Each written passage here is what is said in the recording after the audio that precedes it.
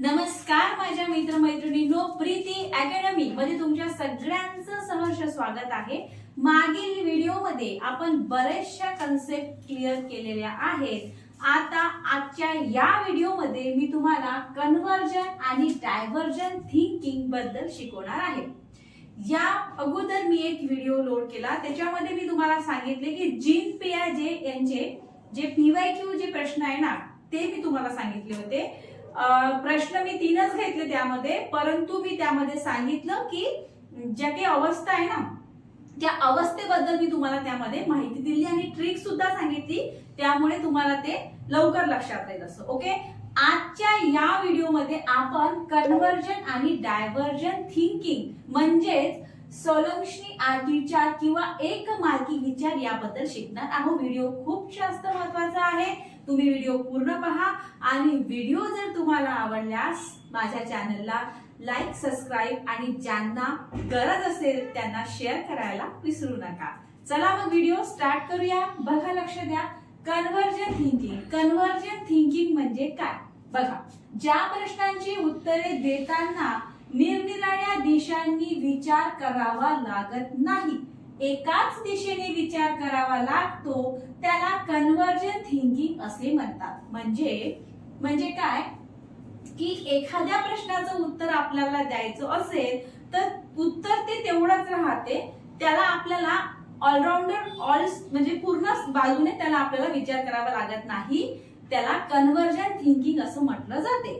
उदाहरणार्थ आपण म्हणू शकतो गणिताचं एखादं आन्सर, ओके, किंवा आपले जे टेबल असतात ते हे कसं आहे, नेमकं तेवढंच आहे। म्हणजे 2 अधिक 2 जर विचारलं तुम्हाला तर तुमचं 4च आहे, तुम्हाला जास्त विचार करावा लागणार नाही। ओके, वैशिष्ट्य बघायची काय आहे, तर्कशुद्ध आणि विश्लेषणात्मक विचार असतात, त्याचे तथ्यावर आधारित निर्णय राहते आणि एकच बरोबर उत्तर शोधण्यावर भर। उदाहरण दिलेलं आहे, गणितातील उदाहरण सोडवणे।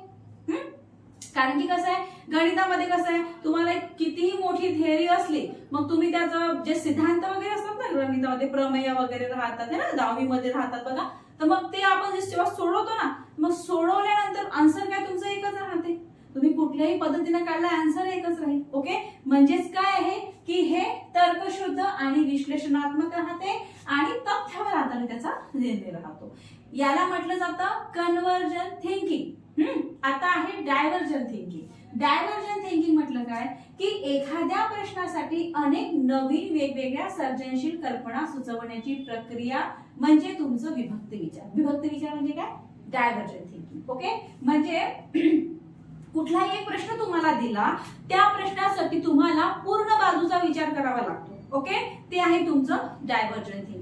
आता यामध्ये कुठली कुठली वैशिष्ट्ये आहेत, काय कुठल्या कुठल्या गोष्टीचा विकास होतो आपल्या मुलांमध्ये? बघा, एक तर तुमच्या कल्पना शक्तीचा विकास होऊन जातो, त्यानंतर नवीन आणि वेगळ्या दृष्टिकोनातून विचार होतो। म्हणजे बघा, जर समजा आपण मुलांना म्हटलं की तुम्ही निबंध लिहा, ओके, मग आता निबंध तुम्ही जर त्यांना कुठलाही देऊ शकता, मी नेता झालो तर, मी पक्षी झालो तर, कुठलाही, ओके, किंवा मग फ्रेंड्सचं महत्व काय आहे, है ना। त्याच्यानंतर जर तुम्ही चित्रकला दिली तर चित्रकलामध्ये तुम्ही काहीही त्यांना देऊ शकता, सांगा म्हणजे सुंदर पृथ्वी, चांगली पृथ्वी ठेवण्यासाठी तुम्हाला काय काय करता येईल।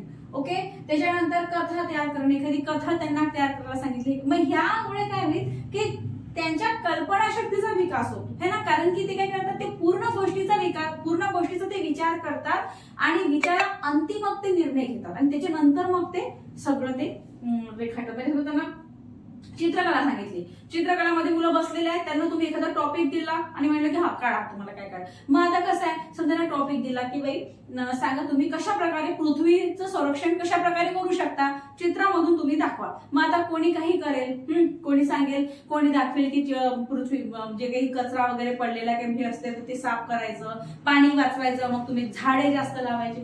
म्हणजे वेगवेगळ्या बाजूनं मुलं विचार करतात, म्हणजेच काय होईल की त्यांच्या कल्पना शक्तीचा विकास होईल। ठीक आहे, आता बघा, एवढं आहे कन्वर्जन थिंकिंग म्हणजे काय आहे की एकाच बाजूने विचार, एकाच दिशेने विचार करावा लागतो, त्याला कन्वर्जन थिंकिंग असे म्हटले जाते.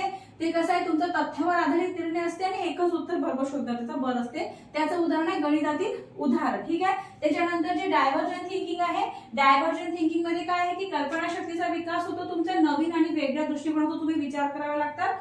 याचं उदाहरण निबंध लेखन, चित्रकला, कथा तयार करणे. आता बघा, मी तुमच्यासाठी सगळ्यात महत्वाची गोष्ट म्हणजे ट्रिक घेऊन आलेली आहे. ट्रिक मध्ये काय आहे की कन्वर्जन थिंकिंग लक्षात कशी ठेवायची, डायव्हर्जन थिंकिंग कशी लक्षात ठेवायची हे तुम्हाला समजेल. कसं आपण लक्षात राहत नाही, आपण कन्फ्युज होऊन जातो. कन्वर्जन थिंकिंग म्हणजे काय, डायव्हर्जन थिंकिंग म्हणजे, म्हणून ट्रिक घेऊन आलेली आहे. बघा लक्ष द्या, ट्रिक मध्ये बघा काय, कन्वर्जन म्हणजे काय, one correct answer. Okay, C correct, यातला ना हा सी लक्षात ठेवायचा, हा सी लक्षात ठेवा. ओके, सी म्हणजे काय, करेक्ट. उदाहरणार्थ गणित, गणितचं MCQ, correct answer. Okay, convergence one correct answer आणि डायव्हर्जन डिफरंट डायरेक्शन. निबंध कथा करते, तुम्ही डी लक्षात ठेवा. डी म्हणजे काय, तुमचं डिफरंट. ओके, डी म्हणजे काय, तुमचं डिफरंट. आलं लक्षात तुमचं. आपण काय बघितलं, आपण कन्वर्जन आणि डायव्हर्जन थिंकिंग बघितलेली आहे. कन्वर्जन थिंकिंग मध्ये मी तुम्हाला सांगितलं की बाई ज्या प्रश्नांची उत्तर देताना निरनिराळ्या दिशेने विचार करावा लागत नाही, त्याला कन्वर्जन थिंकिंग म्हटलं जाते. उदाहरणार्थ गणित, है ना. आणि वैशिष्ट्य सांगितली. वैशिष्ट्य काय आहे की तर्कशुद्ध विश्लेषणात्मक विचार होते, त्याच्यानंतर तथ्यावर आधारित निर्णय असते आणि एकच उत्तर बरोबर शोधण्यावर तो भर दिला जातो. मग आपण बघितली डायव्हर्जन थिंकिंग. डायव्हर्जन थिंकिंग मध्ये म्हटलं की एखाद्या प्रश्नासाठी अनेक नवीन वेगवेगळ्या सर्जनशील कल्पना सुचवाव्या लागतात, ते डायव्हर्जन थिंकिंग. मग आता याच्यामध्ये वैशिष्ट्य सांगितले आपण की कल्पनाशक्तीचा विकास होतो, नवीन आणि वेगळ्या दृष्टिकोनातून विचार, आणि याचे उदाहरण आपण दिले जसं निबंध लेखन आहे, चित्रकला वगैरे हे आपण दिलं. त्यानंतर ट्रिक सांगितली. ट्रिक बघा, conversion one correct answer, C लक्षात ठेवायचं, करेक्ट गणित. ओके, आणि डायव्हर्जन डिफरंट डायरेक्शन, डी लक्षात ठेवायचं, डिफरंट. ओके, ठीक आहे. आय होप तुम्हाला हा मुद्दा माझा समजला असेल. मी कसं सांगितलं आणि सोपं आहे, जास्त काही कठीण नाहीये. तुमच्या लगेच लक्षात येईल. व्हिडिओ तुम्ही पूर्ण पहा, नोट्स काढा, आणि हो, तुम्हाला जर नोट्स हव्या असतील तर तुम्ही मला नक्की मेसेज करा, म्हणजे मी तुम्हाला नोट्स प्रोव्हाइड करतो. ओके, या व्हिडिओमध्ये एवढंच. व्हिडिओ जर आवडला असेल तर नक्कीच याला लाईक करा, आणि जर कुणाला गरज असेल त्यांना शेअर करायला पण विसरू नका. थँक्यू.